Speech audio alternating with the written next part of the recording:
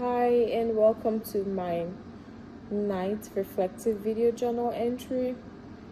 This week in clinical, I encountered a unique patient interaction that challenged my understanding of the psychiatric mental health nurse practitioner role and the complexities of psychopathology. The patient that I saw was about 35-year-old female, and she presented with anxiety and depression symptoms, compounded by a recent diagnosis of generalized anxiety disorder or GAD, and also major depressive disorder, MDD. What made this encounter actually particularly significant was discussions that we had surrounding our experience of panic attacks, which she had never mentioned in a previous visits. Impact on understanding. This interaction actually deepened my understanding of how important it is to create a safe space for patients to actually disclose sensitive information. I realized that patients may actually hold back on sharing distressing symptoms due to fear of judgment or feeling overwhelmed by stigma surrounding mental health. This reinforced the importance of actually building a trusting provider-patient relationship, as this directly impacts the patient's willingness to actually share crucial. It impacts the patient's willingness to share very crucial information necessary for accurate diagnosis and treatment.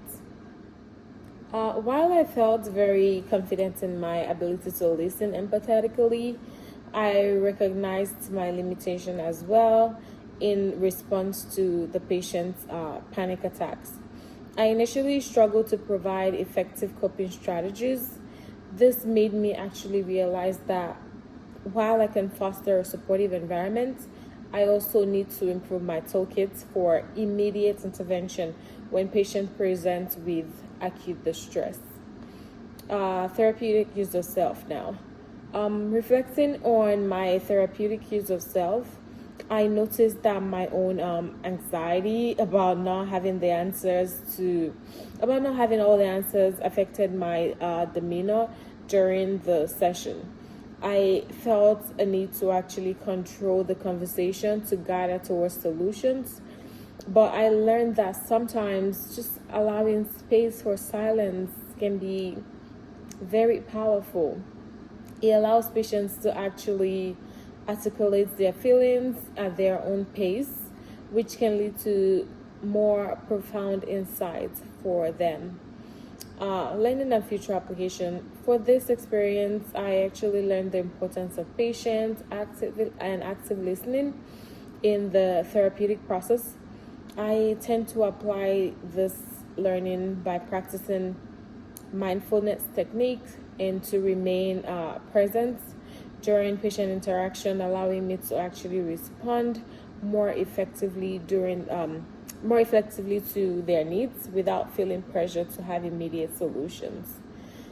In summary, this week's patient encounter was not only enlightening in terms of understanding the psychopathology, but also it revealed areas for personal growth for myself in my practice as a mental health nurse practitioner, and I will continue to reflect on these experiences to enhance my emotional intelligence and also therapeutic relationship with my patients.